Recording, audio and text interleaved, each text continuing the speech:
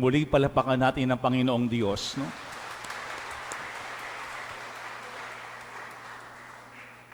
Sa mga nakaraang araw, sa buong Semana Santa, marami tayong narinig, marami tayong nakita na mga tauhan na nakapalibot kay Jesus. Marami ring mga tauhan ang nakita natin nung panahong si Jesus ay hinusgahan at namatay sa krus. Andiyan siyempre si Caifás, si Pilato, ang alagad na sa kanya'y nagkanulo, pati ang alagad na itinatwa si Jesus ng 3 beses. Maraming mga tao ang ating natunghayan na nakapalibot kay Jesus. Pero mga kapatid, tuwing Pasko ng pagkabuhay, sa ating ebanghelyo, ating naririnig na meron lamang iisang taong binabanggit. Ito'y si Maria Magdalena. Si Maria Magdalena. Pero maganda rin pong ating tignan na yung ating mga sarili, ating pwedeng makita kay Maria Magdalena. 3 C ang ating pwedeng matutunan kay Maria Magdalena. First C, yung kanyang commitment. Yung kanyang commitment. Ang sabi ng ating ebanghelyo, madilim-dilim pa ng araw ng linggo, naparoon na si Maria Magdalena sa libingan. Imaginin po natin, madilim araw ng linggo, walang kasama si Maria Magdalena na nagpunta sa libingan ni Jesus. Wala doon ang ibang mga alagad. Wala doon si Simon Pedro, pati ang minamahal na alagad ni Jesus. Pero baliwalayaan kay Maria Magdalena. Kasi ang iniisip lamang ni Maria Magdalena ay mapantuhan niya yung libingan ng kanyang Panginoon upang ito ay kanyang mapunasan ng pabango. At maganda po yung simbolong ginamit dyan, madilim-dilim pa. Sapagkat kapag sinasabi nating madilim-dilim pa, dumarating na yung bukang liwayway, ang liwanag. Kaya nga sa ating pong ebanghelyo, yan ang unang C, commitment. Hindi iiwan ni Maria Magdalena si Jesus, pati yung kanyang bangkay. Iwanan naman si Jesus ng ibang mga alagad, pero hindi si Maria Magdalena. Bakit? Sapagkat kay Jesus naramdaman ni Maria Magdalena ang pagbabago ng buhay. Kay Jesus nakuha ni Magdalena ang sinasabi nga nating pag-asa. Kaya nga kay Jesus naramdaman ni Maria Magdalena ang tunay na pag-ibig, kaya hindi niya iiwan si Jesus. Yan ang unang C, commitment. Hindi nating iniiwan ang ating minamahal at ang sa atin ay nagmamahal. Mag-isa man si Maria Magdalena, madilim-dilim pa man ang kanyang paligid, ang mahalaga kay Maria Magdalena, maiparamdam niya sa kanyang Panginoon yung kanyang pag-ibig, yung kanyang pananatili, yung kanyang commitment. Kung yan po yung unang ating tignan sa ating mga sarili. Tayo din ba bilang asawa, bilang magulang, bilang kapatid, bilang alagad, ganon din ba yung ating commitment, yung ating katapatan? Kasi may mga pakakataon, madali tayong makita kapag andyan ang kainan. Pero kapag bayaran, nawawala. Di ba? Maaaring madali tayong makita kapag mayroong kasiyahan. Pero sa panahon ng kalungkutan at damayan, unti-unti tayong naglalaho na parang bula. Pero hindi si Maria Magdalena. Si Maria Magdalena, lumubog man ang araw, hanggang sa pagsikat nitong muli, siya ay makikita at makikita ni Jesus. Kahit siya man ay nag-iisa. Sapagkat hindi pwedeng iwan ni Maria Magdalena ang kanyang minamahal at ang sa kanya ay nagmamahal. Una, commitment. How committed are we to Jesus, who loves us, who has given Himself to us, who died for us. Ganon din ba yung ating katapatan, yung ating pananatili kay Jesus, anumang oras, anumang panahon? Pangalawang scene na ating pwedeng makita kay Maria Magdalena ay yung kanyang confusion, yung kanyang pagkalito. Sapagkat sa ating ebanghelyo, ang sabi dito, narat na niyang naalis na ang batong panakip sa pinto ng libingan. Siguro imagine po natin, napakahirap kay Maria Magdalena na hawak-hawak niya yung pabango na kanyang ibubuhos sa mga labi ni Jesus. Pagdating niya sa libingan, naiusog na yung bato. Siguro nung oras na yun, gulong-gulo ang isipan ni Maria Magdalena. At ano ang kanyang conclusion? Kinuha ang bangkay ng ating Panginoon. Siguro normal naman yun, di ba? Bakit mawawala sa lugar ng libingan na yun si Jesus na namatay kung walang kukuha sa kanya? At nung panahon ni Jesus, posible na nakawin yung libingan o yung pinakakatawan ni Jesus ng mga Romano, lalo na yung mga kalaban ng alagad ni Jesus, para sabihin na tapos na ang inyong sinusundan, wala na ang inyong Panginoon, umuwi na lamang kayo. Kaya nga maintindihan natin na gulong-gulo si Maria Magdalena. Bakit? Kasi hindi niya maipaliwanag bakit walang laman ang libingan. Pero sa ating buhay may mga ganyan din.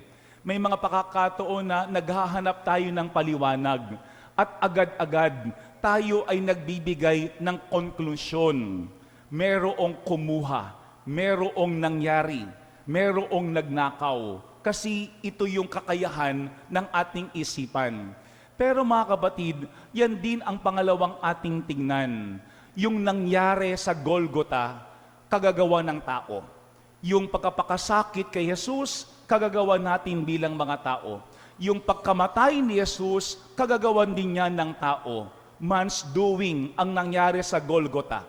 Pero ang nangyari sa libingan na walang laman, kagagawan niyaan ng Panginoon.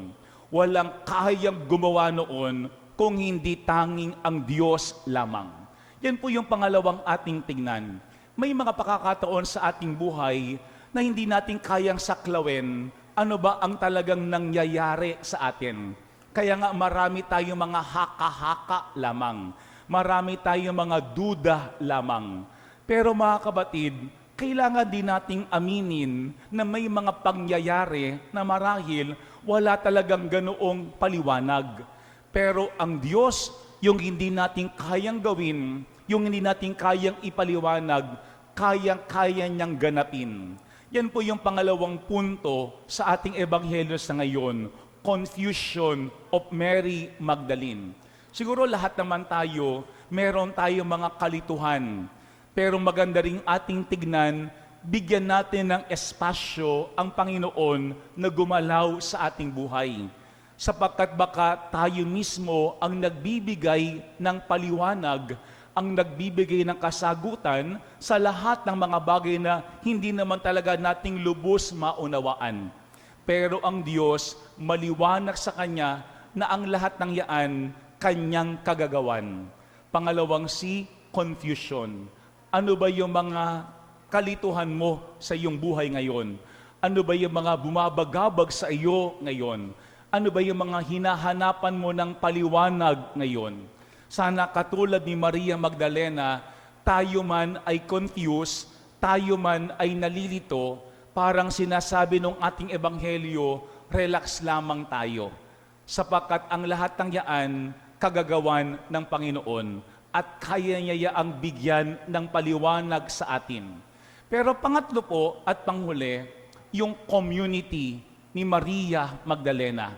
Sapagkat sa ating pong ebanghelyo, nung siya ay nagguguluhan, ang sabi ng ating ebanghelyo ay pumunta kaagad si Maria kay Simon Pedro at sa alagad na mahal ni Jesus. No? Yun ang kanyang agad-agad na pinuntahan.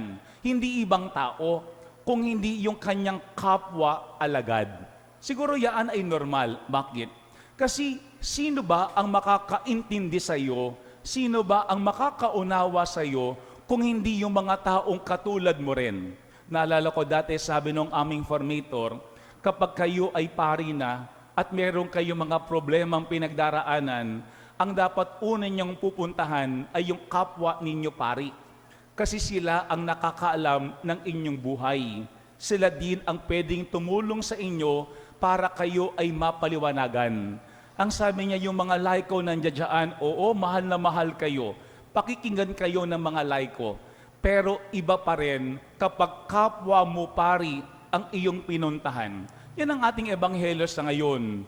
Alam ni Maria Magdalena sino ang dapat puntahan, sino ang dadamay sa kanya, sino ang pwedeng magpaunawa sa kanya kahit papaano. Walang iba kung hindi yung kanyang kapwa alagad. Yan po yung pangatlong C, community. Sino ba yung ating komunidad? Sino ba yung ating mga kaibigan? Sino ba yung ating laging pinupuntahan? Hindi lamang para tayo ay damayan. Kung hindi tulad ng ating ebanghelyo, yung minamahal na alagad ni Jesus, ang sabi dito, nakita niya ito at siya ay naniwala. Kasi may mga pakakataon, kailangan din natin yung mga tao na tutulong sa atin para unawain yung mga nangyayari at nagaganap sa ating buhay. Hindi lang yung mga taong meron, hindi lang yung mga taong sasang-ayon sa atin, hindi lang yung mga taong oo sa atin. Sabagat sa ating ebanghelyo, nung si Maria Magdalena ay naguguluhan, ang pinuntahan niya ay yung kanyang kapwa alagad. Hindi lang dahil alam ng kapwa alagad ang kanyang pinagdaraanan, kung hindi yung mga kapwa alagad na ito ang pwede ding tumulong kay Maria Magdalena para maunawaan kahit papaano ang mga nagaganap sa kanilang harapan. Pangatlong C, community. Sino ba ang iyong komunidad? Sino ba yung mga taong iyong laging pinupuntahan? Sila ba talaga ay nakakatulong o nakakasama? Sila ba ay pwedeng magbigay ng paliwanag o sila pa yung mga tao na nakapagpapagulo ng ating isipan? Sa ating pong ebanghelyo, ngayong Pasko ng Pagkabuhay, isang tauhan lamang ang binabanggit, si Maria Magdalena, at wala nang iba pa. Lahat tayo pwedeng maging katulad ni Maria Magdalena. Tatlong C. First C, commitment. Sana wag nating iwan ang ating minamahal at ang sa atin ay nagmamahal. Mawala man ang ibang mga alagad, pero tayo nakatutok pa rin kay Jesus na ating minamahal ng lubusan. Pangalawang C, confusion. Marami tayong tanong, marami tayong haka-haka. Normal yan bilang mga tao. Pero sana magkaroon din tayo ng puwang para ang Panginoon mismo ang sa atin ay magpaliwanag. Yung hindi natin kayang gawin, kayang-kaya at posible sa Panginoon natin. At pangatlong C, community. Piliin natin yung ating pupuntahan, yung ating lalapitan kapag tayo mismo ay naguguluhan para talagang tayo ay kanilang tunay na matulungan.